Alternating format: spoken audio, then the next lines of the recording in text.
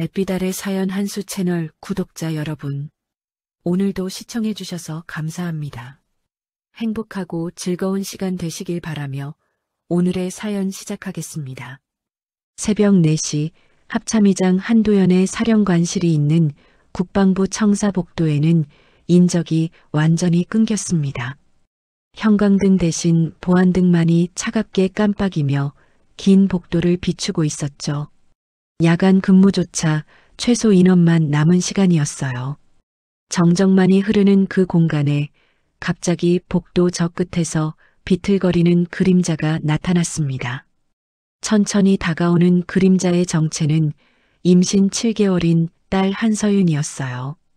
그녀는 배를 감싼 채 한 걸음 한 걸음 힘겹게 걸었습니다.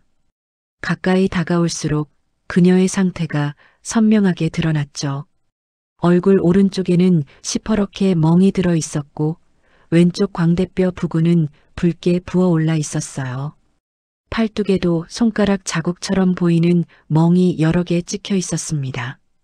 입술은 터져서 피가 흐르고 있었고 그 피는 턱을 타고 목까지 흘러내렸어요. 서윤은 떨리는 손으로 사령관실 문을 두드렸습니다. 똑똑 똑똑. 처음엔 약하게, 그 다음엔 조금 더 세게. 하지만 대답이 없었어요. 힘이 다 빠진 건지 그녀는 문고리를 붙잡았습니다. 매달리듯 버티다가 결국 그대로 주저앉아 버렸죠. 무릎이 바닥에 닿는 소리가 텅 빈 복도에 울렸습니다. 그때였어요. 복도에 이상한 목소리가 울려 퍼졌습니다. 서윤의 손에서 떨어진 휴대전화, 그 스피커를 통해 남자의 목소리가 흘러나왔어요. 내 뱃속에 있는 게 내 자식인지 누가 알아? 증거라도 있어? 어디 가서 증명이나 해봐. 누가 믿어줄 것 같아? 남편 장민석의 목소리였습니다. 자동 녹음 기능이 켜진 채로 통화가 저장되어 있었던 거죠. 목소리는 차갑고 비웃는 듯 했어요. 마치 칼날처럼 날카로웠습니다. 내가 어떻게 나오든 우리 쪽 변호사가 다 처리할 거야.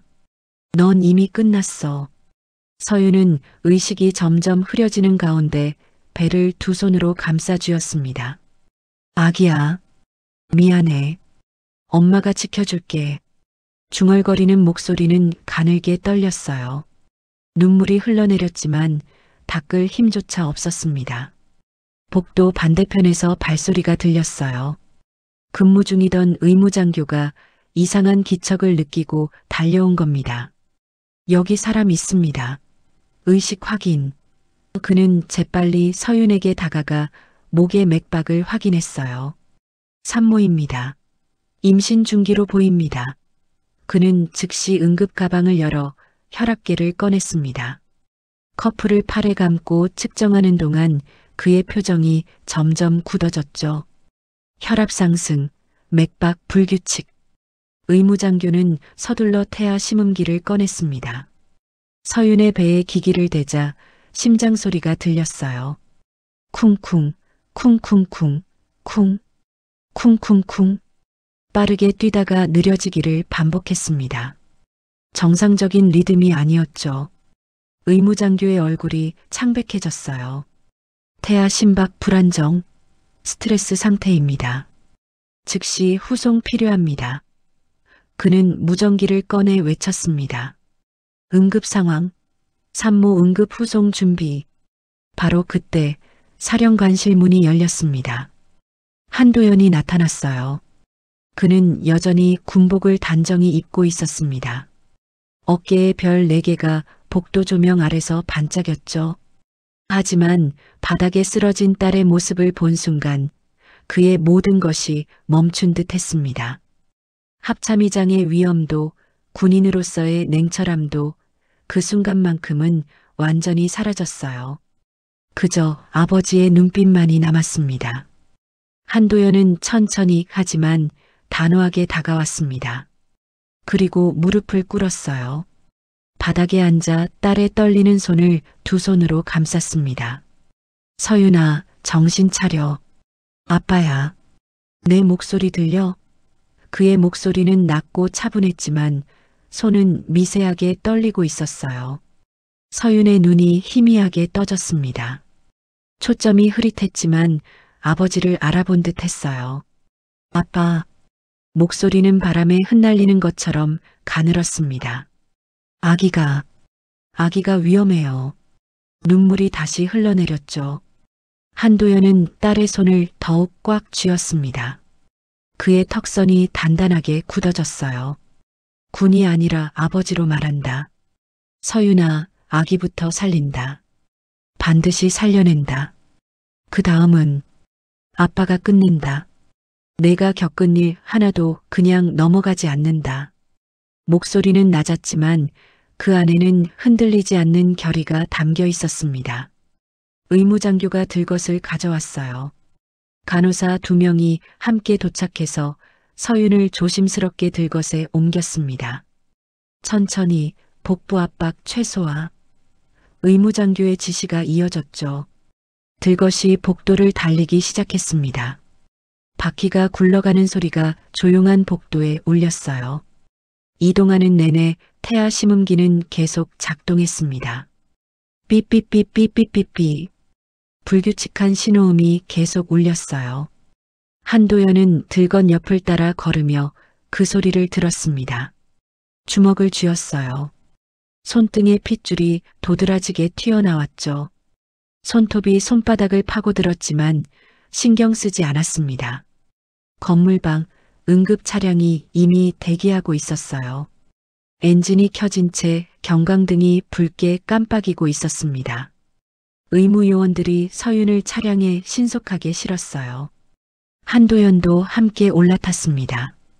차량이 출발하려는 바로 그 순간 그의 휴대전화가 울렸어요. 진동과 함께 화면이 밝아졌죠. 발신자 이름에는 장민석 어머니라고 표시되어 있었습니다. 한도연은 화면을 잠깐 내려다봤습니다. 그리고 전화를 받지 않았어요. 대신 운전병을 향해 짧고 명확하게 지시했습니다. 국군수도병원 최단거리로. 신호 무시 허가. 예, 알겠습니다. 차량이 급출발했어요. 사이렌이 새벽 공기를 가르며 울려 퍼졌습니다. 차량은 텅 빈 도로를 질주했죠. 차창 밖으로 가로등이 빠르게 지나갔습니다. 국방부 청사 사령관실 복도에는 이제 아무도 없었어요. 보안등만이 여전히 깜빡이고 있었습니다. 그런데 바닥을 보면 서윤이 쓰러졌던 자리에 붉은 흔적이 남아 있었어요. 핏자국이었습니다. 보안등 아래서 그 흔적은 더욱 선명하게 빛났죠. 그것은 단순한 얼룩이 아니었습니다. 이 밤이 결코 평범하게 끝나지 않을 거라는 무언가 거대한 일이 시작되었다는 증거였어요. 복도는 다시 정적에 잠겼지만 그 고요함은 폭풍 전야의 침묵 같았습니다. 국군수도병원 응급실에 서윤이 도착한 건 새벽 3시 40분이었습니다. 의료진이 재빠르게 움직였어요. 산모 이송 완료, 바이탈 체크. 간호사들이 각종 모니터를 연결했고 의사는 초음파 기기를 준비했습니다. 한도연은 응급실 문 밖에서 지켜봤어요. 유리창 너머로 보이는 딸의 창백한 얼굴, 그리고 의료진의 긴박한 움직임. 태아 심박 160, 불안정합니다. 의사의 목소리가 들렸죠. 초음파 화면에는 작은 심장이 빠르게 뛰고 있었어요. 하지만 리듬이 고르지 않았습니다. 한도연은 주먹을 쥔 채 서 있었어요. 그의 어깨는 미세하게 떨렸습니다. 그때였어요. 병원 로비 쪽에서 소란스러운 소리가 들려왔습니다. 구두 소리가 복도에 울렸죠. 어디 있어요? 우리 며느리 어디 있냐고요? 날카로운 여자 목소리였습니다. 장민석의 어머니 윤미라였어요. 그녀 뒤에는 정장을 입은 남자가 따라왔습니다. 서류 가방을 든 변호사였죠. 윤미라가 응급실 앞까지 왔습니다. 저기요, 우리가 보호자예요. 의무기록 보여주세요. 그녀의 목소리는 당당했어요. 마치 자신이 모든 권리를 가진 것처럼 말이죠. 변호사가 명함을 꺼냈습니다. 법무법인 정담의 김우진 변호사입니다. 보호자 권한에 따라 환자의 의료정보 열람을 요청합니다. 간호사가 난처한 표정을 지었어요. 지금은 응급 처치 중이라. 응급이든 뭐든 우리한테 알릴 의무가 있잖아요. 윤미라가 목소리를 높였습니다. 그녀의 눈빛은 차갑고 날카로웠어요. 혹시 우리 아들 몰래 뭐 꾸미는 거 아니에요? 장군님? 그녀가 한도연을 쳐다봤습니다. 한도연은 표정 하나 변하지 않았어요. 다만 낮고 단호한 목소리로 말했습니다. 지금은 환자의 생명이 우선입니다. 물러나십시오. 생명? 우리 손주 생명 말하는 거예요? 윤미라가 비웃듯 말했죠. 그게 정말 우리 손주인지부터 확인해야 하는 거 아닌가요? 그 순간 한도연의 눈빛이 차갑게 식었습니다. 하지만 그는 아무 말도 하지 않았어요. 대신 간호사에게 고개를 끄덕였고 보안요원이 다가왔습니다. 보호자 외 출입을 제한하겠습니다. 윤미라와 변호사는 일단 물러났어요. 하지만 그녀는 가면서도 중얼거렸습니다. 두고 봐요. 우리가 그냥 당하고만 있을 것 같아요? 새벽 5시 서유는 겨우 안정을 찾았습니다. 병실로 옮겨졌고 링거가 연결되었어요. 태아 심박도 조금씩 규칙적으로 돌아왔죠. 한도연은 침대 옆 의자에 앉아 딸의 손을 잡았습니다. 서유는 잠들어 있었어요. 그녀의 얼굴에 남멍은 조명 아래서 더욱 또렷했습니다. 주치의가 병실로 들어왔어요. 태아는 다행히 무사합니다. 하지만 산모의 스트레스 수치가 매우 높아요. 신체적 폭력의 흔적도 명확하고요. 의사는 태블릿을 건넸습니다. 거기에는 서윤의 몸에서 발견된 상처들이 사진으로 기록되어 있었죠. 팔의 손가락 자국, 등의 타박상, 복부 근처의 붉은 멍. 이 정도면 명백한 가정폭력입니다. 경찰에 신고하셔야 합니다. 주치의의 목소리는 무겁고 진지했어요. 한도연은 고개를 끄덕였습니다. 기록 보존해 주십시오.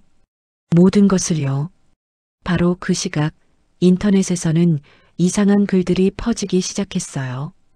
익명 커뮤니티에 올라온 게시글이었습니다. 합참의장 딸 외도 의혹? 임신 7개월 산모의 숨겨진 과거 같은 자극적인 제목들이었죠.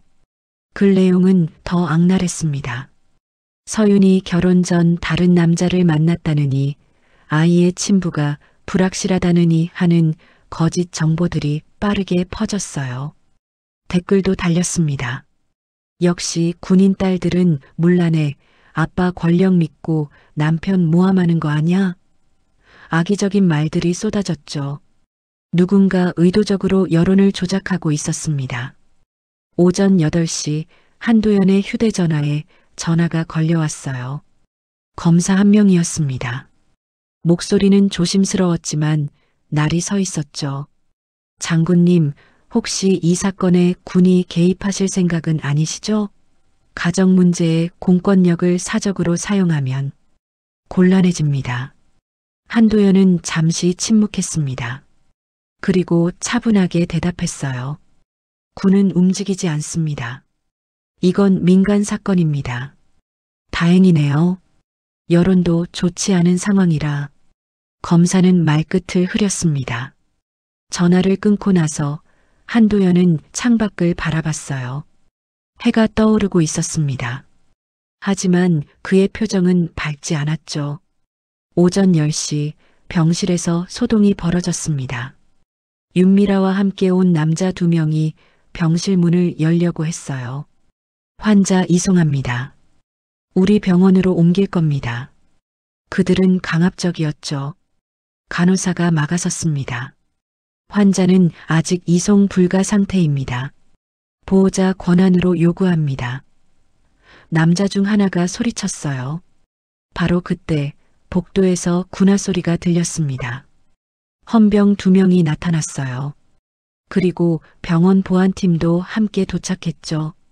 무단 이송 시도는 불법입니다. 물러나십시오. 남자들은 멈칫했습니다. 윤미라는 헌병들을 노려봤지만 결국 물러날 수밖에 없었어요. 하지만 그 순간이었습니다. 서윤을 연결한 모니터에서 경보음이 울렸어요. 삐삐삐. 태아 심박이 다시 불안정해진 겁니다. 소란 때문에 서윤이 깨어났고 스트레스를 받았던 거죠. 의료진이 급히 달려왔습니다. 산모 안정시켜야 합니다. 모두 나가주세요. 한도연은 병실 밖으로 나왔어요. 복도에서 그는 깊게 심호흡을 했습니다. 주먹을 쥐었다 폈다를 반복했죠. 그리고 휴대전화를 꺼내 짧은 문자를 보냈습니다. 수신자는 여러 명이었어요. 육참총장 박경철, 해병대 사령관 정태우, 공군작전 사령관 이정훈. 내용은 간단했습니다. 오늘 저녁 8시. 장소는 추후 통보. 급한 일이다. 문자를 보내고 나서 한도연은 다시 병실 유리창 너머를 바라봤습니다. 서윤은 다시 잠들어 있었어요. 하지만 그녀의 이마에는 식은땀이 맺혀 있었죠. 한도연의 눈빛이 변했습니다. 더 이상 흔들림이 없었어요. 단단하고 차가운 결심한 사람의 눈빛이었습니다. 그는 낮게 중얼거렸어요. 군은 움직이지 않는다. 하지만 진실은 전장에서처럼 확보한다. 복도 끝에서 윤미라가 전화 통화를 하고 있었습니다. 네, 알겠어요. 계속 압박하세요. 저쪽이 먼저 무너질 겁니다. 그녀의 목소리는 냉정했어요. 마치 전쟁을 준비하는 것처럼 말이죠. 병원 밖에서는 이미 취재진 한 명이 카메라를 들고 서 있었습니다. 누군가 언론에도 제보한 겁니다. 이 사건은 이제 조용히 끝날 수 없게 되었어요. 모든 것이 수면 위로 떠오르고 있었습니다. 저녁 8시 국방부 청사에서 조금 떨어진 한 비공개 회의실에 사람들이 하나둘 모여들었습니다. 민간인 출입이 제한된 구역이었죠. 회의실 문에는 점검 중이라는 팻말이 붙어 있었어요. 하지만 안에서는 중요한 회의가 시작되려 하고 있었습니다. 육참총장 박경철이 먼저 도착했어요. 별 4개를 단 그는 60대 초반이었지만 여전히 단단한 체격을 유지하고 있었습니다. 그는 한도연과 육사 동기였죠. 이어서 해병대 사령관 정태우가 들어왔어요. 그 역시 별셋을 달고 있었고 한도연보다 한 기수 아래였습니다. 공군작전 사령관 이정훈도 도착했어요. 안경을 쓴 그는 차분한 인상이었지만 눈빛만은 날카로웠죠. 한도연이 마지막으로 들어왔습니다. 그는 평소처럼 군복을 입고 있었지만 얼굴에는 피곤함이 역력했어요. 밤새 병원을 지켰던 흔적이 눈 밑 다크서클로 남아 있었습니다. 안개들. 한도연의 목소리는 낮고 무겁게 가라앉아 있었어요. 모두가 자리에 앉았습니다. 회의실 안은 잠시 정적에 휩싸였죠. 박경철이 먼저 입을 열었습니다. 도연아, 상황은 들었네. 서윤이는 괜찮은가? 태아는 무사합니다. 하지만 한도연은 잠시 말을 멈췄어요. 주먹을 쥐었다 폈다를 반복했죠. 딸아이가 당한 일들을 생각하면 아버지로서 제정신을 유지하기가 힘듭니다. 정태우가 테이블을 가볍게 쳤어요. 그 개자식이 감히 임신한 아내를 때렸다고? 그의 목소리에는 분노가 섞여 있었습니다. 이정우는 조용히 물었어요. 상대편 움직임은 어떤가? 조직적입니다. 한도연이 대답했죠. 인터넷 여론 조작, 변호사 동원, 병원 이송 시도까지. 심지어 검찰 쪽에서도 압박이 들어오고 있어요. 군의 사적 개입을 경계한다는 명목으로 말이죠. 박경철이 팔짱을 꼈습니다. 그쪽이 먼저 싸움을 걸었군. 그렇다면 우리도 대응해야지. 한도연은 고개를 저었어요. 아니, 경찰아. 군은 움직이면 안 됩니다. 그게 정석이에요. 만약 군이 개입하면 그들이 원하는 그림대로 권력 남용 프레임에 걸려들게 됩니다. 그럼 어떻게 하자는 건가? 정태우가 물었어요. 한도연은 잠시 침묵했습니다. 그리고 천천히 하지만 명확하게 말했죠. 별은 명예입니다. 우리가 어깨에 달고 있는 이것은 권력이 아니라 원칙과 책임의 상징이에요. 오늘 우리는 군인이 아니라 증인으로 섭니다. 법과 사실만으로 말이죠. 이정훈이 안경을 고쳐 썼어요. 구체적으로는 한도연은 테이블 위에 서류 몇 장을 펼쳤습니다. 헌병수사단에게는 가정폭력과 불법 감금 정황을 수집하게 합니다.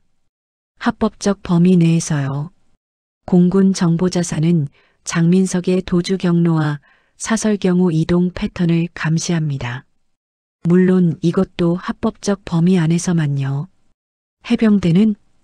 정태우가 물었습니다. 지방경찰과 공조에서 장민석의 별장과 창고를 동시에 탐문합니다. 영장 없이는 들어갈 수 없으니 외부에서 관찰만 하는 거죠. 한도연의 설명은 차분했지만 치밀했어요. 박경철이 고개를 끄덕였어요. 국방부 대변인은 최다인 대령에게 맡기겠습니다. 인터넷에 퍼지는 흑색 선전을 모니터링하고 팩트체크 라인을 구축하는 거죠. 거짓 정보에는 사실로 대응합니다.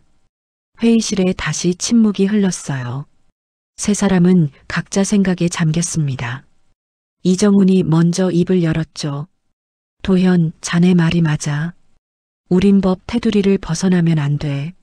하지만 그 안에서 할 수 있는 모든 걸 해야지. 정태우도 동의했습니다.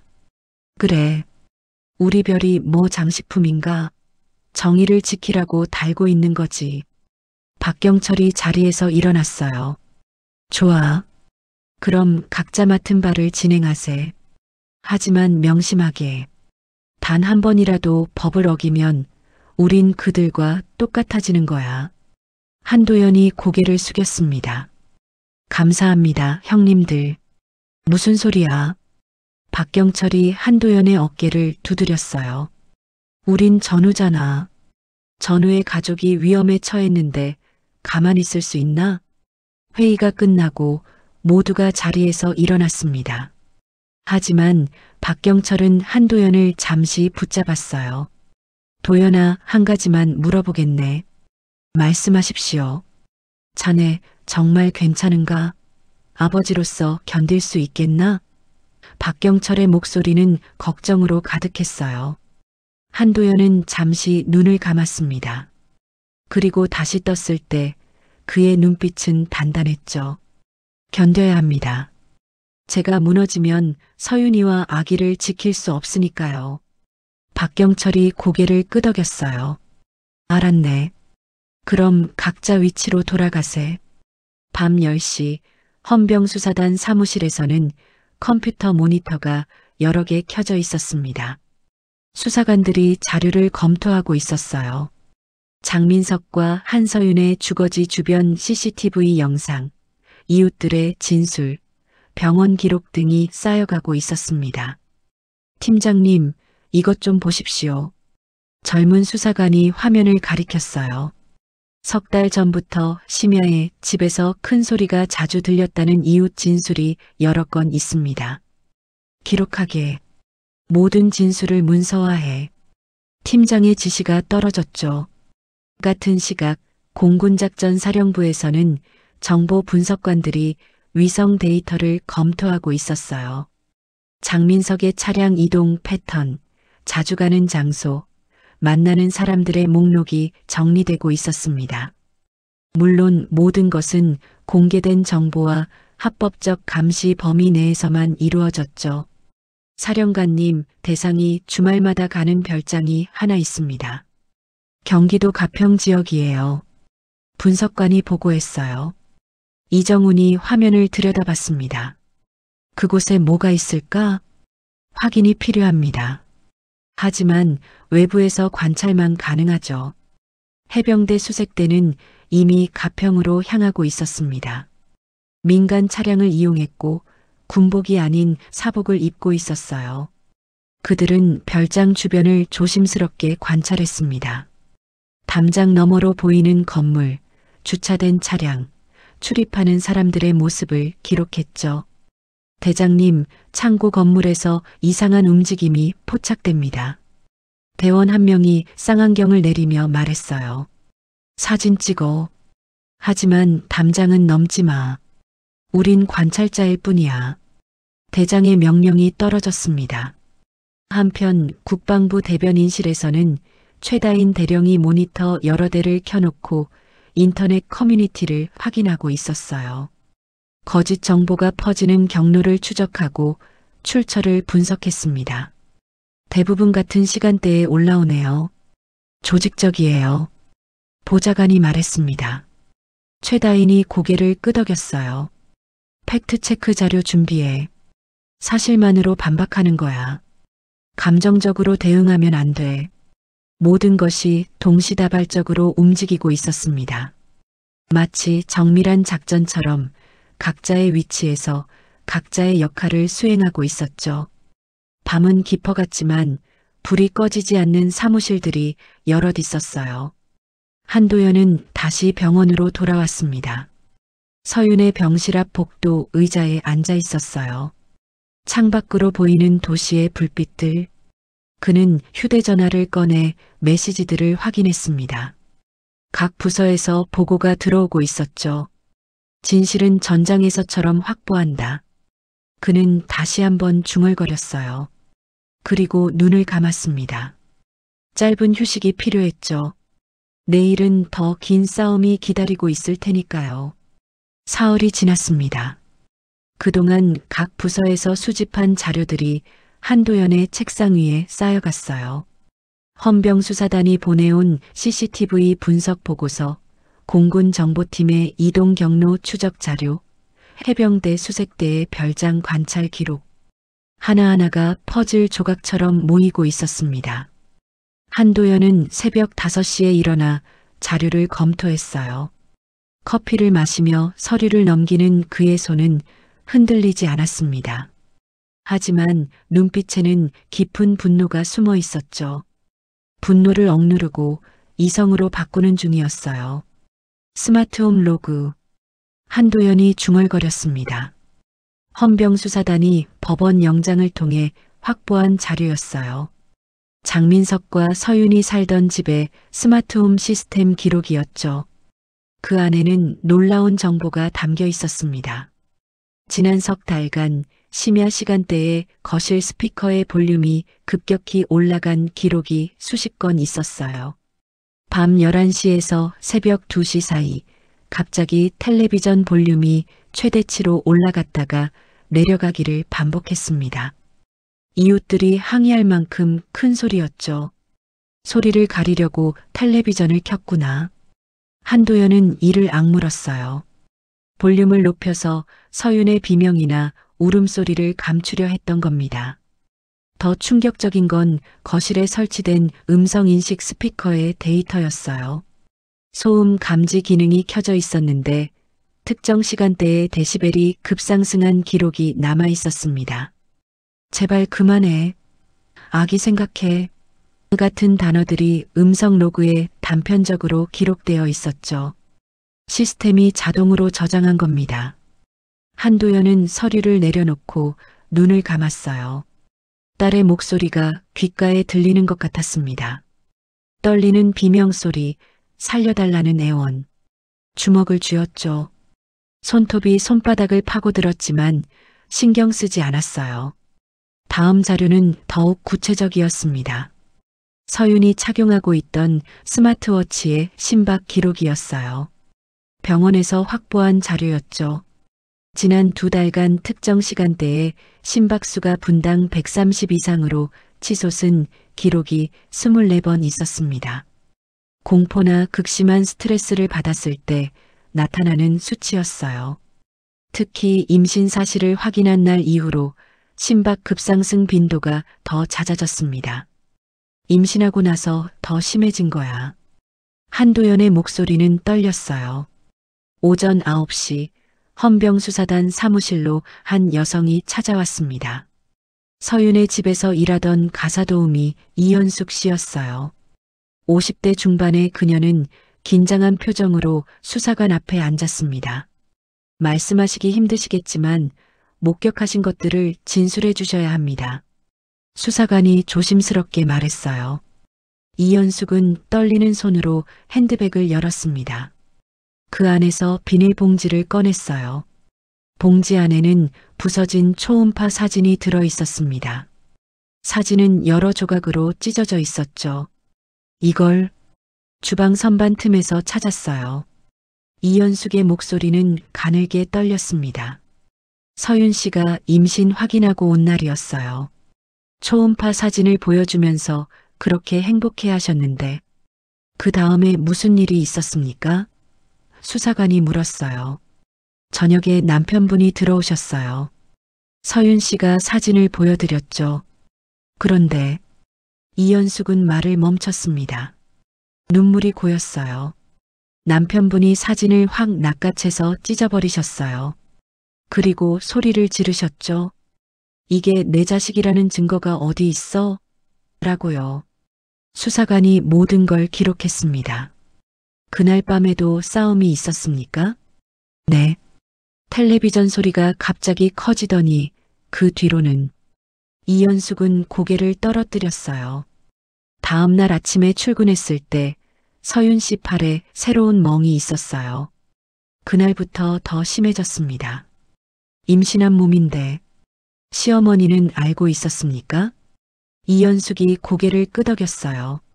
한 번은 시어머니가 오셨을 때 서윤 씨가 도움을 청했어요. 그런데 시어머니가 뭐라고 하셨는지 아세요? 그녀의 목소리에 분노가 섞였습니다. 맞아야 정신 차린다고 하셨어요. 며느리한테요. 수사관의 표정이 굳어졌어요. 그 말을 언제 하셨습니까? 한 달 전쯤이었어요. 제가 그 소리를 직접 들었습니다. 이현숙은 핸드백에서 또 다른 봉투를 꺼냈어요. 이것도 드릴게요. 서윤 씨 방 서랍에서 찾은 건데 봉투 안에는 메모지들이 있었습니다. 서윤의 필체로 날짜와 함께 기록되어 있었어요. 오늘 또 맞았다. 배를 가격하려고 했다. 병원 가고 싶지만 시어머니가 막는다. 아기만은 지켜야 한다. 절박한 글씨들이었죠. 수사관은 모든 증거물을 봉인했습니다. 진술해 주셔서 감사합니다. 용기 내주셔서요.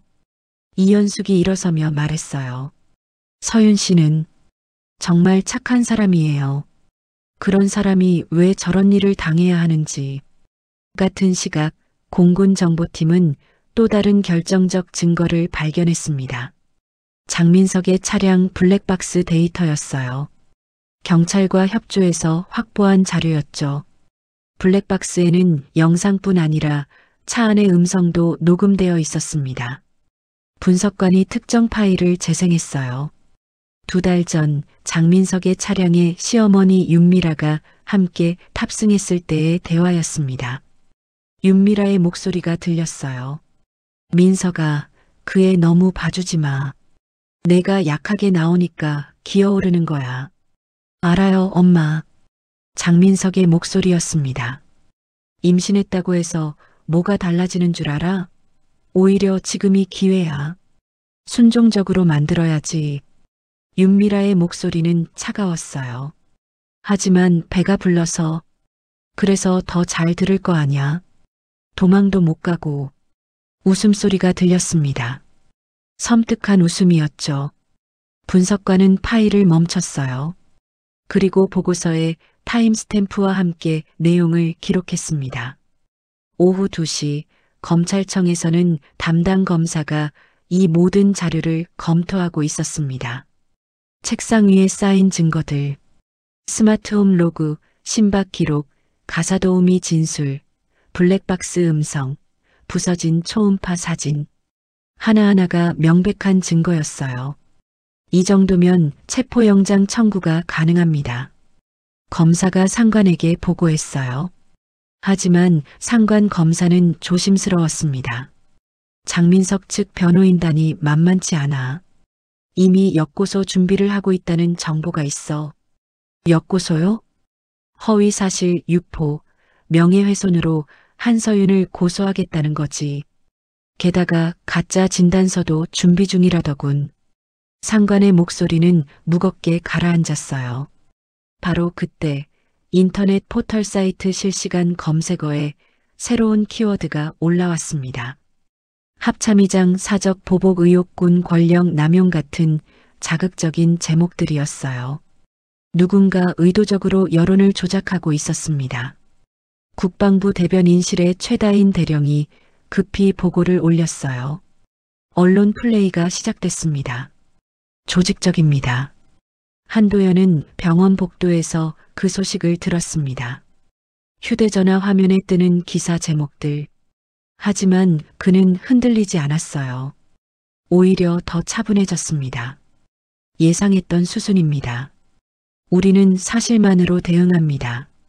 그의 목소리는 단호했어요. 저녁이 되었습니다. 서윤의 병실에서 주치의가 검사 결과를 설명하고 있었어요. 태아는 안정적입니다. 다만 산모의 심리 상태가 염려되네요. 서윤은 창밖을 바라보고 있었습니다. 눈가에 눈물 자국이 말라 있었어요. 아빠, 제가 이기고 싶어요. 아기를 위해서라도요. 한도연이 딸의 손을 잡았습니다. 이길 거야, 서윤아. 반드시. 하지만 그날 밤 새로운 소식이 들어왔어요. 장민석 측이 법원에 서윤의 정신감정을 청구했다는 겁니다. 강박적 피해망상이라는 프레임을 씌우려는 시도였죠. 싸움은 이제 시작이었습니다. 일주일 후 검찰 조사실에 장민석이 출석했습니다. 그는 깔끔한 정장을 입고 있었어요. 머리는 단정하게 빗어 넘겼고 표정은 침착했습니다. 마치 자신이 피해자인 것처럼 당당한 태도였죠. 그의 옆에는 법무법인 소속 변호사 2명이 함께 앉아 있었어요. 담당 검사가 서류를 펼쳤습니다. 장민석 씨, 부인 한서윤 씨에게 가한 폭력에 대해 어떻게 생각하십니까?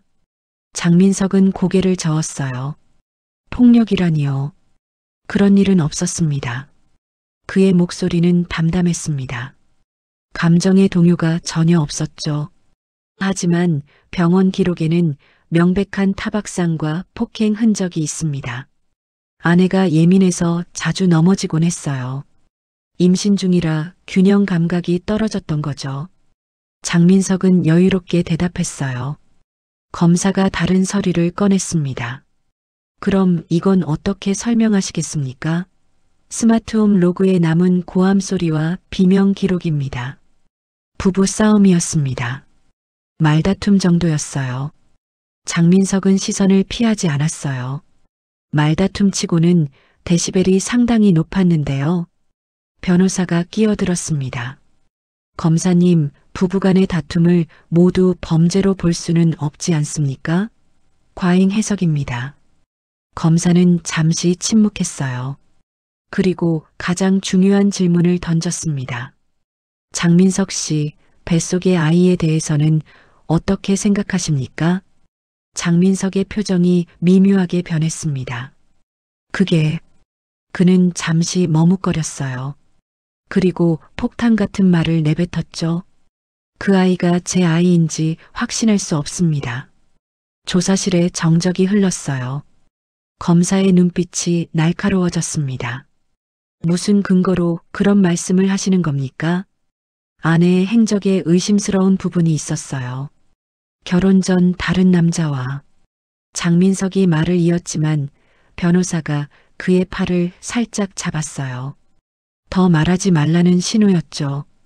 검사는 책상 위에 서류를 넘겼습니다. 그렇다면 이건 뭡니까? 그가 꺼낸 건 병원 기록이었어요. 부인이 임신 확인을 한 날짜와 초음파 검사 일자입니다. 여기에 법원 제출용으로 보관된 친자감정 사전 검체 기록도 있고요. 장민석의 얼굴이 굳어졌어요. 혈액형과 임신 주수를 역산하면 아이의 생물학적 아버지는 당신이 맞습니다. 이미 확인됐어요. 검사의 목소리는 차가웠습니다. 변호사가 개입했어요. 그건 아직 최종 확정된 게 아닙니다. 정밀 검사가 필요합니다. 정밀 검사요? 검사가 냉소를 띄었어요. 아이가 태어나면 바로 확인 가능한 일을 왜 지금 부인하시는 겁니까? 장민석은 대답하지 않았어요. 입술을 꽉 다물었습니다. 검사는 다시 서류를 넘겼어요. 그리고 이것도 설명해 주시죠. 당신 명의로 가입된 생명보험 특약 내역입니다. 서류에는 붉은 밑줄이 그어져 있었어요. 배우자 유산시 보장 특약 항목이었습니다. 이건 일반적인 보험 상품입니다. 장민석의 목소리가 처음으로 떨렸어요. 일반적인 보험이 유산시 3억 원을 보장합니까? 게다가 이 특약을 추가한 시점이 부인의 임신 확인 바로 다음 날이더군요. 검사가 날짜를 짚었습니다. 변호사가 급히 말했어요. 우연의 일치입니다. 당시 보험 리모델링을 하던 시기였습니다. 검사는 고개를 저었어요. 우연치고는 타이밍이 너무 정확하네요. 휴대전화 메모장에는 어떻습니까? 그는 또 다른 서류를 꺼냈습니다. 디지털 포렌식 결과입니다. 당신 휴대전화에서 발견된 메모 내용이에요. 서류에는 메모 내용이 인쇄되어 있었어요.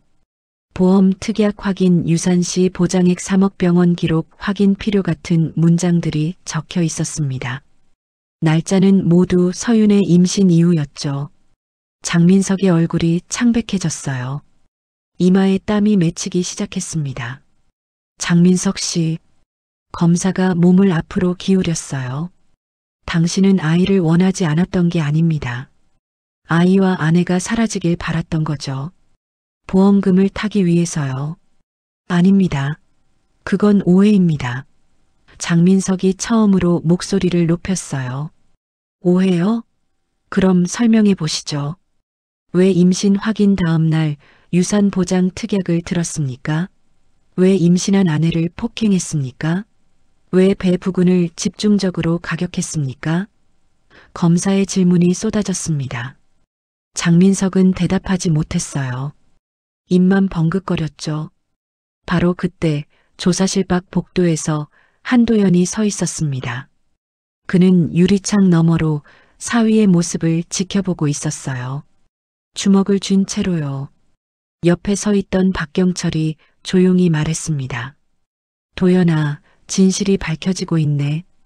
한도연의 눈빛이 흔들렸어요. 분노와 슬픔이 뒤섞인 표정이었습니다.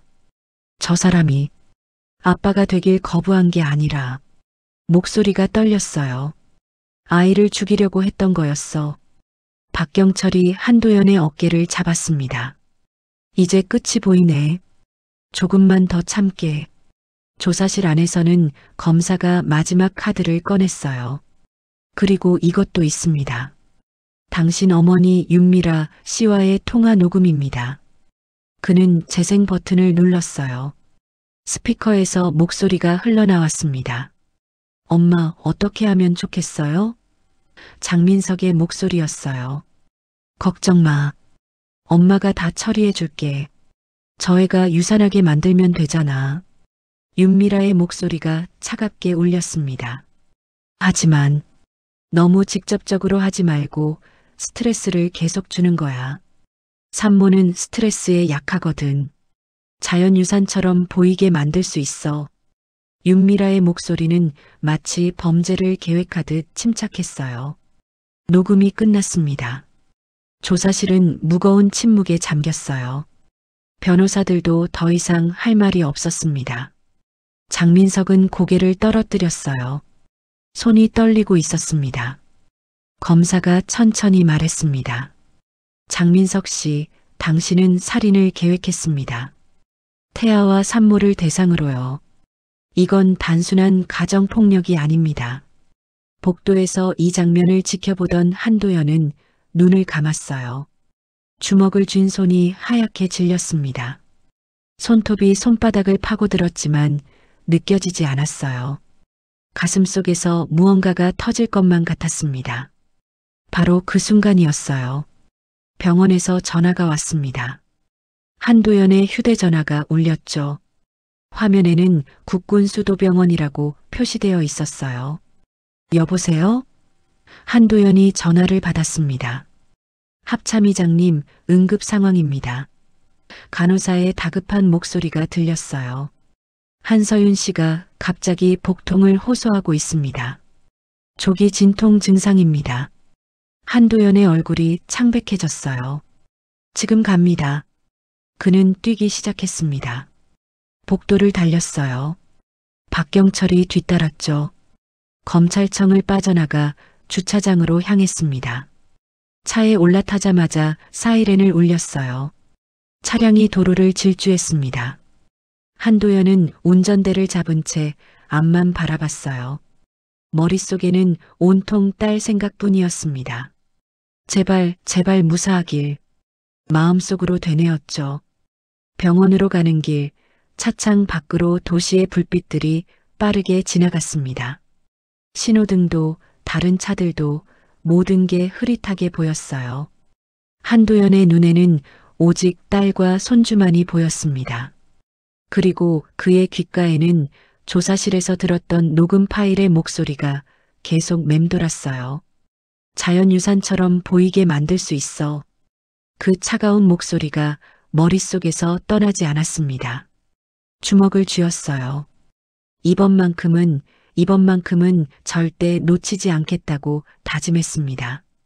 딸과 손주를 반드시 지켜내겠다고요. 차량이 병원에 도착했습니다. 한도연은 차에서 뛰어내려 응급실로 달려갔어요. 복도를 가로질러 계단을 올라 서윤의 병실로 향했습니다. 문을 열었을 때 의료진이 서윤을 둘러싸고 있었어요. 모니터에서는 경보음이 울리고 있었습니다. 삐삐삐, 태아의 심장 소리였어요. 불규칙하게 뛰고 있었습니다. 한도연은 그 소리를 들으며 멈춰 섰어요. 심장 소리, 작지만 강렬한 그 소리, 살아있다는 증거, 싸워야 한다는 신호. 아빠, 서윤이 힘없이 손을 뻗었습니다. 한도연이 다가가 그 손을 잡았어요. 걱정 마, 서윤아. 아빠가 여기 있어. 우리 이긴다. 반드시. 이틀 후 상황은 더욱 악화되었습니다. 서윤의 조기 진통은 가까스로 진정되었지만 의사는 절대 안정을 지시했어요. 지금 상태로는 언제든 다시 진통이 올 수 있습니다. 스트레스를 최소화해야 합니다. 주치의의 말은 엄중했죠. 하지만 외부의 압박은 멈추지 않았습니다. 장민석 측 변호인단이 대형 로펌을 총동원해서 반격에 나섰어요. 법무법인 정담의 대표 변호사가 직접 나서서 기자회견을 열었습니다. 한서윤 씨의 주장은 근거 없는 허위 사실입니다. 우리 의뢰인은 오히려 피해자입니다. 기자회견장에는 수십 명의 기자가 모였어요. 카메라 플래시가 터졌고 질문이 쏟아졌습니다. 변호사는 준비된 답변을 술술 내놓았죠. 한서윤 씨는 심각한 정신적 문제를 겪고 있습니다. 강박적 피해망상 증세가 있어요. 이미 전문의 소견도 받았습니다. 어떤 전문의입니까? 기자가 물었어요. 변호사는 서류를 들어보였습니다. 정신과 전문의 진단서입니다. 한서윤 씨가 과거에 상담을 받았던 기록도 있고요. 하지만 그것은 조작된 진단서였어요. 국방부 대변인실의 최다인 대령이 즉시 확인에 들어갔습니다. 해당 병원에 문의한 결과 서윤은 그 병원에 방문한 적조차 없었죠. 완전히 꾸며낸 서류였던 겁니다. 가짜 진단서입니다. 문서 위조죄에 해당합니다. 최다인이 급히 보고를 올렸어요. 한도연은 그 보고를 받고 차갑게 미소 지었습니다. 상대가 급해지고 있군요. 거짓말을 할수록 무너지는 법입니다. 같은 날 오후 더 큰 문제가 발생했어요. 법원에 서윤의 병원 이송 및 보호자 변경 신청이 접수된 겁니다. 장민석의 어머니 윤미라가 신청인이었죠. 며느리의 건강을 위해 더 나은 병원으로 옮기고 싶습니다. 그녀의 주장이었어요. 하지만 실제 의도는 달랐습니다. 서윤을 그들이 통제할 수 있는 병원으로 옮겨서 의료 기록을 조작하거나 외부와의 접촉을 차단하려는 것이었죠. 주치의가 강력히 반대했습니다. 환자의 현재 상태로는 이송 자체가 위험합니다. 태아에게 치명적일 수 있어요. 법원은 일단 이송을 보류했어요. 하지만 보호자 권한 다툼은 계속되었습니다. 병원 복도에서 윤미라와 마주친 한도연은 차갑게 그녀를 바라봤어요. 윤미라도 물러서지 않았습니다. 장군님, 이렇게까지 하실 겁니까? 우리 집안의 명예를 생각해 주세요. 명예요? 한도연의 목소리는 낮고 차가웠어요. 딸과 손주를 죽이려던 사람들이 명예를 말합니까? 증거라도 있습니까? 윤미라가 되받아쳤어요. 다 우리 며느리의 망상일 뿐입니다. 곧 알게 되실 겁니다. 한도연은 더 이상 말하지 않았어요. 그냥 지나쳤습니다. 윤미라는 그의 뒷모습을 노려보며 휴대전화를 꺼냈어요. 누군가에게 전화를 걸었습니다. 계획대로 진행하세요. 주치의를 회유하든 압박하든 방법을 찾으세요. 그녀의 목소리는 도끼로 가득했어요. 그날 밤 서윤의 주치의에게 이상한 전화가 걸려왔습니다. 선생님, 한서윤 환자 건으로 협조 부탁드립니다. 목소리는 정중했지만 위협적이었어요. 의료 기록을 일부 수정해 주시면 선생님께 큰 도움이 될 겁니다. 주치의는 단호히 거절했어요. 그럴 수 없습니다. 전화 끊겠습니다. 후회하실 겁니다, 선생님. 전화는 끊어졌어요. 다음 날 아침 주치의의 차량 타이어가 펑크나 있었습니다. 4개 모두요. 우연이 아니었죠. 협박이었어요. 주치의는 즉시 경찰에 신고했습니다. 한편 인터넷에서는 여론 조작이 더욱 심해졌어요. 합참의장 딸의 거짓 폭로, 군 권력의 횡포 같은 제목의 기사들이 쏟아졌습니다. 댓글도 조직적으로 달렸죠. 군인 가족이라고 특혜 받으려는 거 아냐? 남편 명예 실추시키려는 계획적 범죄다. 국방부 대변인실은 팩트체크 자료를 준비했습니다. 하지만 거짓 정보의 확산 속도가 너무 빨랐어요. 진실이 거짓을 따라잡기 힘들었습니다. 박경철이 한도연을 찾아왔어요. 도연아, 이대로는 안 되겠어. 상대가 너무 조직적이야. 알고 있습니다. 한도연은 창밖을 바라보고 있었어요. 하지만 우리는 법 안에서 움직여야 합니다. 그 사이에 서윤이가 위험해질 수 있어. 박경철의 목소리에는 걱정이 묻어났어요. 한도연은 잠시 침묵했습니다. 그리고 천천히 말했어요. 형님, 제가 합참의장 보직을 내려놓으려 합니다. 뭐? 박경철이 놀라서 되물었어요. 군이 개입했다는 오해를 차단해야 합니다. 제가 보직을 내려놓으면 저는 더 이상 군인이 아니라 그냥 아버지가 되는 겁니다. 한도연의 목소리는 단호했어요. 도연아, 그건... 박경철이 말을 잇지 못했어요. 이미 결정했습니다. 내일 청와대에 직무정지 신청서를 제출하겠습니다. 한도연은 돌아서서 박경철을 똑바로 바라봤어요. 대신 형님들이 제 빈자리를 메워주셔야 합니다. 증거 수집은 계속되어야 하니까요. 박경철은 한동안 말없이 한도연을 바라봤습니다. 그리고 고개를 끄덕였어요. 알았네. 우린 끝까지 함께 할 거야. 그날 저녁 비공개 장소에서 또 한 번 회의가 열렸습니다. 박경철, 정태우, 이정훈, 그리고 헌병수사단장, 국방부 법무관까지 모였어요. 한도연을 제외한 별 13개가 한자리에 모인 겁니다. 박경철이 회의를 시작했어요. 도연이가 보직을 내려놓기로 했습니다. 우리가 그 빈자리를 메워야 합니다. 정태우가 주먹으로 테이블을 쳤어요. 좋아. 우리가 할 수 있는 모든 걸 하자고. 이정훈이 조용히 말했습니다. 검찰과 경찰이 움직일 수 있도록 완벽한 증거 패키지를 만들어야 합니다. 헌병 수사단장이 서류를 펼쳤어요. 이미 확보된 증거만으로도 충분합니다. 스마트홈 로그, 블랙박스 녹음, 가사도우미 진술, 보험 특약 기록. 하지만 결정타가 하나 더 필요합니다. 결정타? 박경철이 물었어요. 장민석의 별장입니다. 수사단장이 지도를 펼쳤어요. 해병대 수색대가 관찰한 결과 별장 창고에 수상한 물건들이 보관되어 있습니다. 영장만 나오면 바로 압수수색이 가능합니다. 국방부 법무관이 말했어요. 검찰에 영장 청구를 요청했습니다. 이르면 모레 발부될 겁니다. 박경철이 고개를 끄덕였어요. 좋아. 그럼 영장이 나오는 즉시 동시다발적으로 움직이는 거야. 별장, 본가, 로펌 사무실, 사설경호업체까지 모두요. 경찰 특공대와 협조는? 정태우가 물었어요. 이미 준비되어 있습니다. 해양경찰도 대기 중입니다.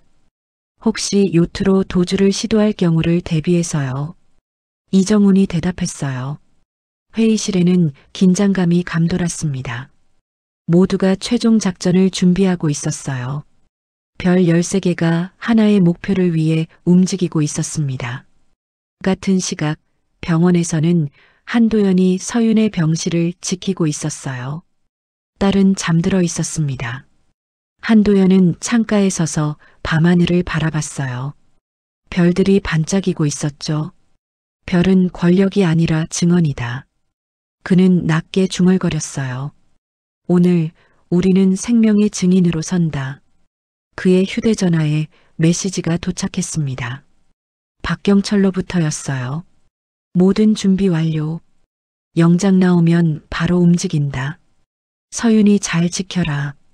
한도연은 답장을 보냈어요. 고맙습니다, 형님.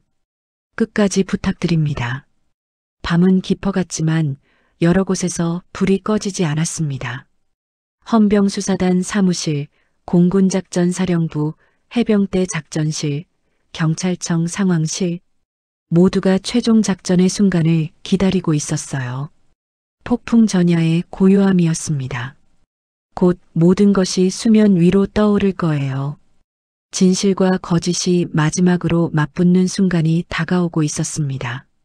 한도연은 딸의 침대 옆에 앉았어요. 서윤의 손을 잡았습니다. 조금만 더 견뎌, 서윤아. 이제 곧 끝난다. 모니터에서 태아의 심장 소리가 규칙적으로 들렸어요. 쿵쿵, 쿵쿵. 작지만 강인한 생명의 소리. 그 소리가 한도연에게 힘을 주었습니다. 싸울 이유, 포기하지 않을 이유. 창밖으로 새벽이 밝아오고 있었습니다. 결전의 날이 시작되고 있었어요. 사흘 후 새벽 5시 법원에서 영장이 발부되었습니다. 동시다발 압수수색 영장이었어요. 장민석의 별장, 본가, 법무법인 정담 사무실, 사설경호업체까지 총 4곳이 대상이었죠. 영장을 받은 검사는 즉시 각 기관에 연락을 취했습니다. 작전 개시합니다. 경찰특공대는 이미 각 위치에 배치되어 있었어요. 헌병수사단은 디지털 포렌식 장비를 준비했고 해양경찰은 인근 해안을 감시하고 있었습니다. 공군은 수색 지원과 연령상 감시를 담당했죠. 국군수도병원에는 의무후송 헬기가 대기하고 있었어요. 모든 것이 정밀하게 계획된 작전이었습니다. 새벽 5시 30분 동시에 4곳에서 작전이 시작되었어요. 가평 별장에는 해병대 출신 경찰관들이 먼저 도착했습니다. 정문을 두드렸어요. 경찰입니다. 영장 집행합니다. 문 열어주십시오. 대답이 없었죠. 관리인도 없었어요. 경찰은 강제 개방 장비를 사용했습니다. 문이 열렸어요. 별장 안으로 들어선 수사관들은 거실을 지나 지하로 내려갔습니다. 계단을 따라 내려가니 창고가 나타났어요. 자물쇠로 잠겨 있었지만 영장이 있었기에 절단했습니다. 문이 열리자 수사관들의 표정이 굳어졌어요. 창고 안에는 서류 상자들이 가득했습니다. 첫 번째 상자를 열자 각종 계약서와 영수증이 나왔어요. 보험 계약서, 병원 진단서 양식, 그리고 놀랍게도 가짜 진단서를 만들어주는 브로커와의 계약서까지 있었습니다. 금액도 적혀 있었죠. 진단서 한 장당 500만 원. 이거 조직적인 범죄네요. 수사관이 중얼거렸어요. 두 번째 상자에는 더 충격적인 것이 있었습니다. 한서윤을 미행한 기록들이었어요. 사진, 동선 기록, 만난 사람들의 목록. 모두 사설탐정 업체가 작성한 것들이었죠. 날짜를 보니 결혼 직후부터 시작되었더군요. 감시하고 있었어요. 처음부터 계획적이었습니다. 수사관이 무전으로 보고했어요.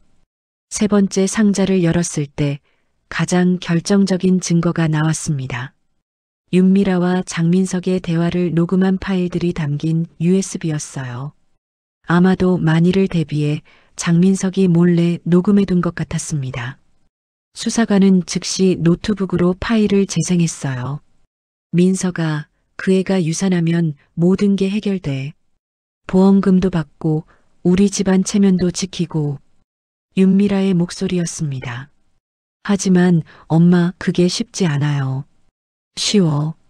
약을 쓰는 방법도 있고 계단에서 밀 수도 있잖아. 흔적만 안 남기면 돼. 윤미라의 목소리는 너무나 담담했어요. 마치 저녁 메뉴를 고르는 것처럼요. 수사관들은 서로를 바라봤습니다. 모두의 표이 굳어 있었어요. 이건 단순한 가정폭력이 아니었습니다. 살인교사였죠. 같은 시각 서울 강남의 장민석 본가에서도 수색이 진행되고 있었어요.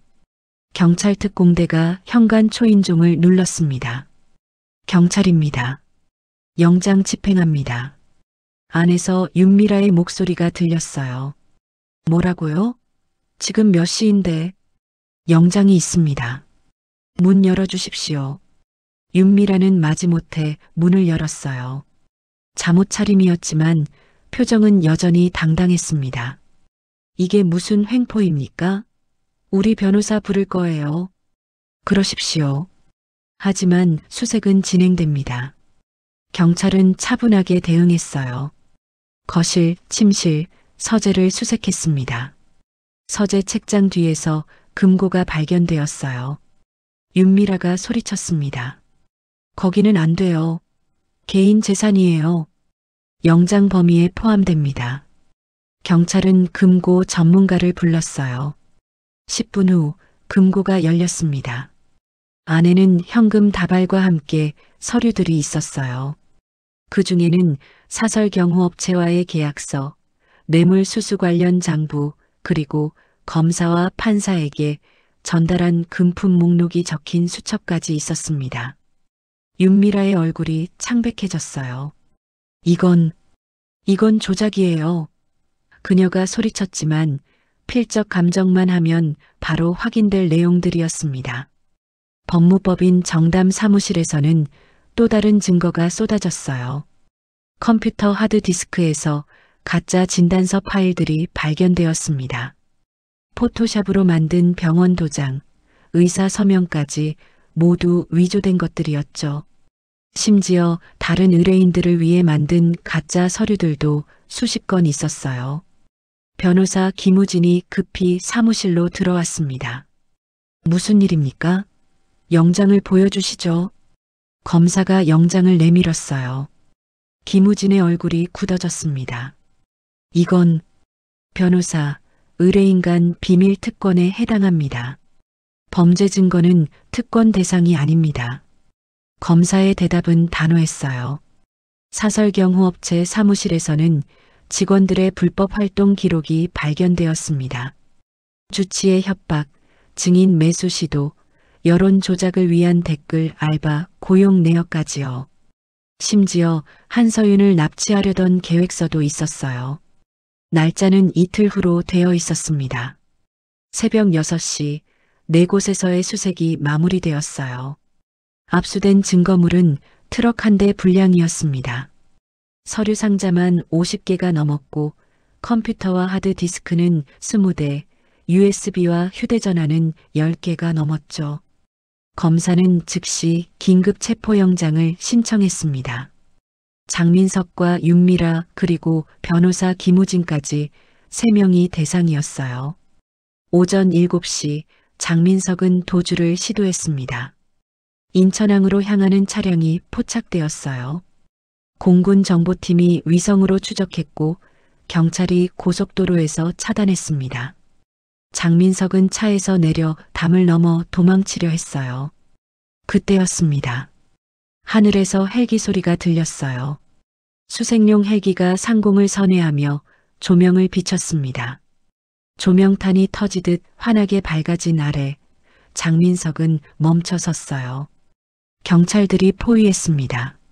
손 들고 엎드리십시오. 장민석은 떨리는 몸으로 그 자리에 주저앉았어요. 그의 얼굴에는 공포와 절망이 가득했습니다. 바로 그때 한 대의 차량이 도착했습니다. 한도연이었어요. 그는 이미 합참의장 보직을 내려놓은 상태였습니다. 군복이 아니라 정장을 입고 있었죠. 별도 없었어요. 한도연은 천천히 장민석에게 다가갔습니다. 경찰들이 길을 비켜줬어요.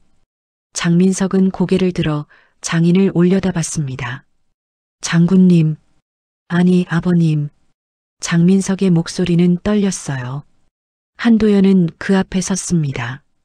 표정은 차갑고 단단했어요. 너를 잡으러 온 군인은 없다. 그의 목소리는 낮고 무거웠습니다. 대신 내가 무너뜨린 진실들이 왔다.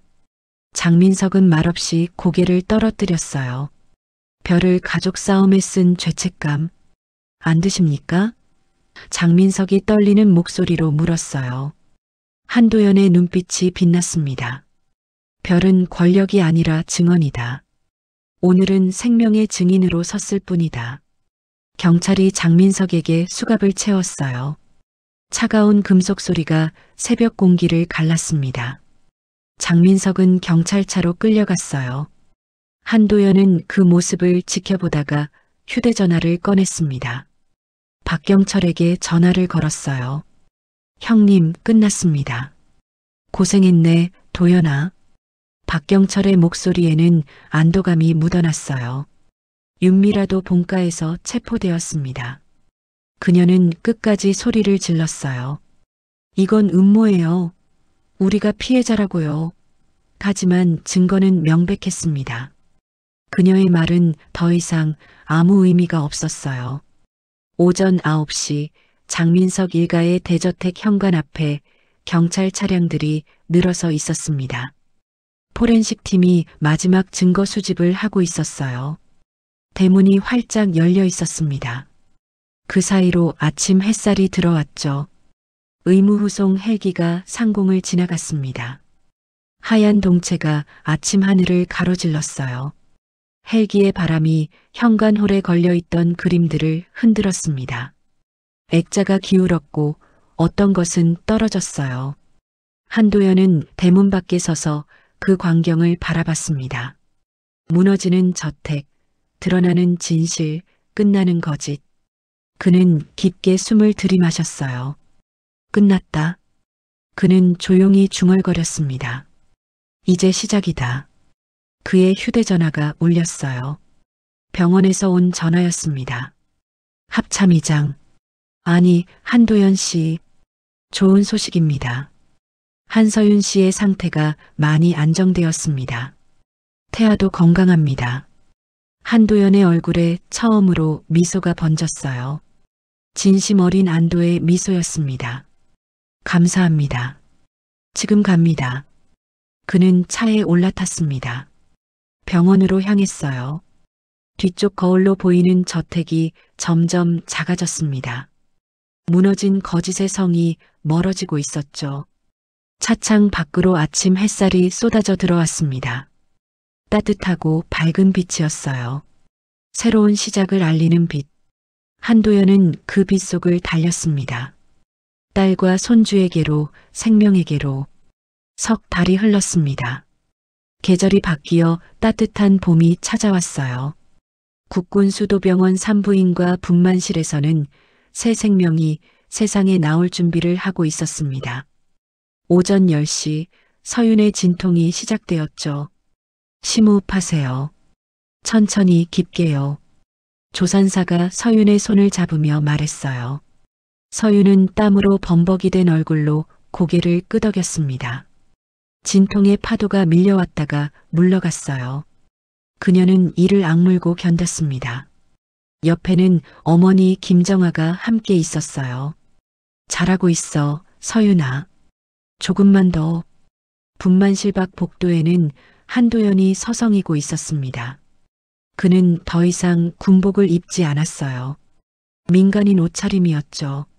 하지만 그의 자세는 여전히 꼿꼿했습니다. 복도를 왔다 갔다 하며 시계를 들여다봤어요. 시간이 너무 천천히 가는 것만 같았습니다.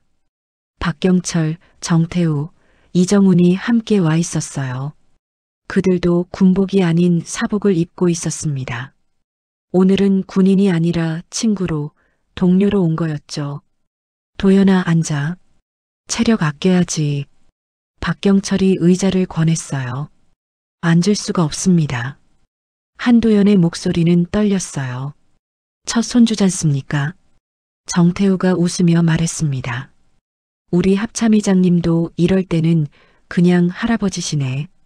이제 합참의장 아닙니다. 한도연이 쓸쓸하게 웃었어요. 그냥 한도연입니다. 이정훈이 어깨를 두드렸어요. 별이 없어도 자네는 여전히 우리의 리더야. 오후 1시 진통이 더 강해졌습니다. 서윤의 비명소리가 복도까지 들렸어요. 한도연은 주먹을 쥐었습니다. 딸이 고통받는 소리를 듣는 게 이렇게 힘든 줄 몰랐어요. 아버지, 들어오세요.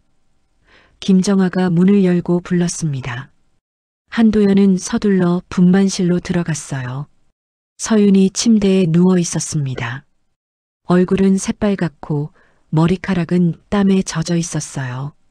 하지만 눈빛만은 단단했습니다. 아빠. 서윤이 손을 뻗었어요. 한도연이 그 손을 잡았습니다. 서윤아, 잘하고 있어. 넌 강한 아이야. 무섭지 않아요. 서윤이 힘주어 말했어요. 이제는 행복한 일만 남았잖아요. 주치의가 말했습니다. 좋아요. 이제 힘주세요.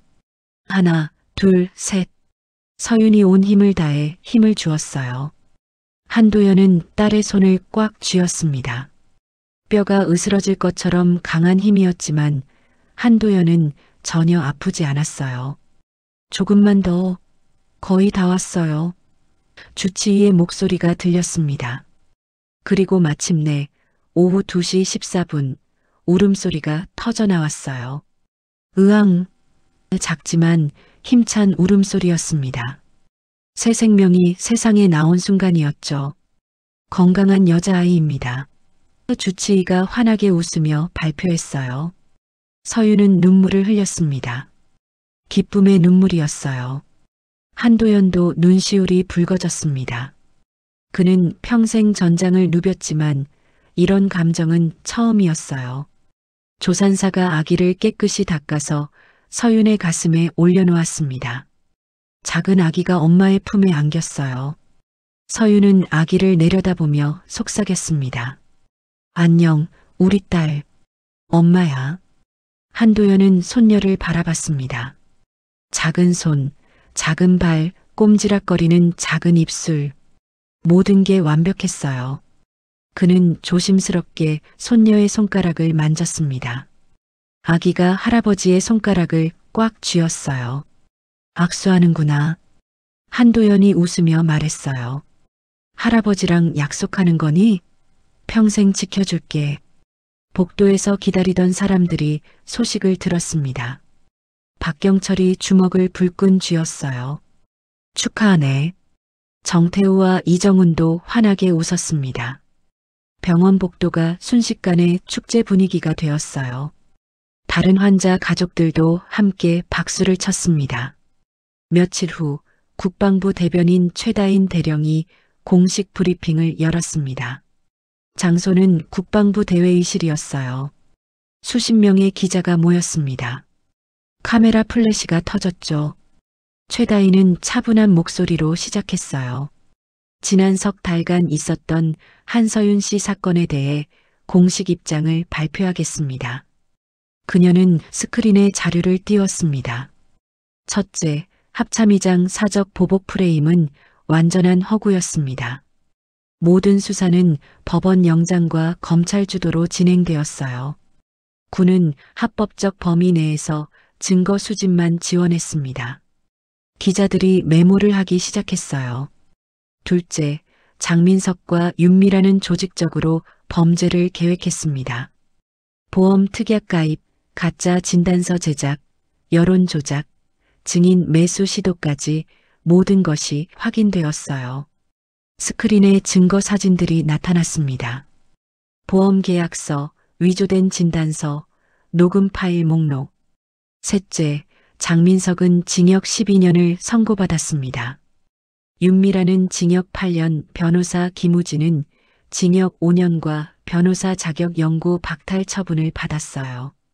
기자 한 명이 손을 들었습니다. 한도연 전 합참의장의 현재 상황은 어떻습니까? 최다인이 미소 지었어요. 보직을 자진 반납하셨고 현재는 가족과 함께 시간을 보내고 계십니다. 손녀가 태어났다고 들었습니다. 또 다른 기자가 물었어요. 별 13개 회의라는 게 실제로 있었습니까? 육참 총장, 해병대 사령관, 공군작전 사령관을 비롯한 고위 장성들이 협력했습니다. 하지만 모든 것은 법 테두리 안에서 이루어졌어요. 그들은 권력이 아니라 정의를 위해 움직였습니다. 브리핑이 끝난 후 인터넷 여론이 완전히 바뀌었습니다. 한도연 장군에게 사과합니다. 진짜 군인의 모습별은 명예였다 같은 댓글들이 쏟아졌어요. 거짓 정보를 퍼뜨렸던 사람들은 하나둘 사라졌습니다. 한 달 후 윤미라는 교도소에서 면회 요청을 했습니다. 서윤과 한도연에게요. 서윤은 고민 끝에 아기를 데리고 면회를 가기로 했어요. 교도소 면회실, 윤미라는 죄수복을 입고 있었습니다. 머리는 단정하지 못했고 얼굴은 수척했어요. 예전의 오만함은 온데간데 없었습니다. 서윤이 아기를 안고 들어왔어요. 윤미라는 손녀를 보자마자 눈물을 흘렸습니다. 미안해요. 정말 미안해요. 그녀의 목소리는 떨렸어요. 서윤은 잠시 침묵했습니다. 그리고 조용히 말했어요. 용서는 시간이 필요합니다. 하지만 우리 딸은 증오 속에서 키우고 싶지 않아요. 윤미라가 고개를 숙였어요. 고맙습니다.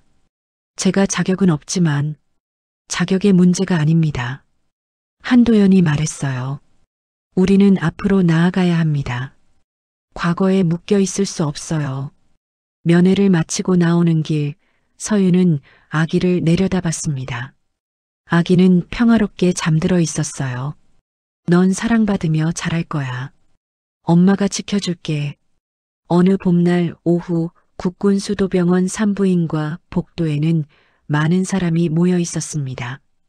박경철, 정태우, 이정훈을 비롯한 13명의 장성들이었어요.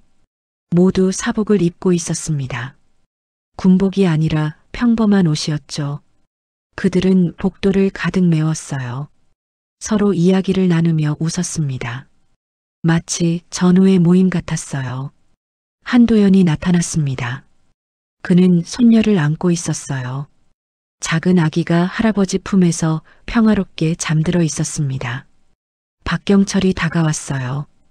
이름은 지었나? 한별이요. 한도연이 미소 지으며 말했어요. 별처럼 빛나라고요. 정태우가 웃었습니다. 좋은 이름이네. 우리의 별이기도 하고. 이정훈이 조심스럽게 아기의 볼을 쓰다듬었어요. 건강하게 자라렴 한별아. 한도연은 손녀를 내려다봤습니다. 그리고 품에서 무언가를 꺼냈어요. 작은 상자였습니다. 상자를 열자 안에는 접힌 별이 들어 있었어요. 합참의장 시절의 별 계급장이었죠. 오늘 할아버지는 새로운 계급을 받는다. 한도연이 조용히 말했어요. 아버지로 승진한다. 그는 별을 주머니에 넣었습니다. 더 이상 어깨가 아니라 마음속에 달아두는 거였어요. 서윤이 복도 끝에서 나타났습니다. 휠체어를 타고 있었지만 얼굴에는 환한 미소가 가득했어요. 아빠, 한별이 좀 쉬어야 해요. 한도연이 딸에게 다가가 손녀를 건넸습니다. 서윤은 아기를 품에 안았어요. 한별이가 작게 하품을 했습니다. 그리고 서윤의 손가락을 꽉 쥐었죠. 아빠. 서윤이 한도연을 올려다봤어요. 고마워요. 우리를 지켜줘서요. 한도연은 딸의 머리를 쓰다듬었습니다. 내가 할 일을 했을 뿐이야. 서윤이 귀에 대고 속삭였어요. 아빠 들려요? 한별이 심장 소리. 한도연이 귀를 기울였습니다. 작지만 규칙적인 심장 소리가 들렸어요. 쿵쿵, 쿵쿵. 생명의 소리였습니다. 이제는 이 소리가 우리 집의 경례야. 서윤이 웃으며 말했어요. 한도연의 눈가에 눈물이 맺혔습니다. 하지만 슬픔의 눈물이 아니었어요. 기쁨과 안도의 눈물이었죠.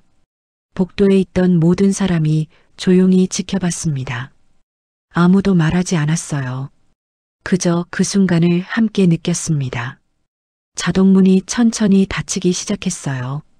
복도 끝에 유리문이 스르륵 소리를 내며 닫혔습니다. 문이 닫히는 소리, 그리고 이어지는 심장 소리.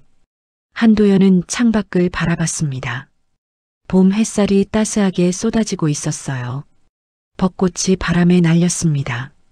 하얀 꽃잎들이 하늘을 가득 채웠죠. 정의는 차갑게, 구원은 따뜻하게. 한도연이 중얼거렸어요. 박경철이 옆에서 말했습니다. 우린 해냈네, 도연아. 아니요, 형님. 한도연이 고개를 저었어요. 우리가 아니라 진실이 해낸 겁니다. 복도에는 평화가 찾아왔습니다. 더 이상 싸울 필요가 없었어요. 더 이상 증명할 것도 없었습니다. 모든 것이 끝났고 새로운 시작이 기다리고 있었어요. 한별이가 작게 웃는 것 같았습니다. 아기의 입가에 미소가 번졌어요. 마치 모든 걸 알고 있다는 듯이요. 문이 완전히 닫혔습니다. 복도는 고요해졌어요. 하지만 그 고요함은 폭풍 전의 침묵이 아니었습니다. 평화의 고요함이었죠. 닫히는 문, 이어지는 심장. 별들이 움직인 밤은 끝났고 새로운 날이 밝아오고 있었습니다.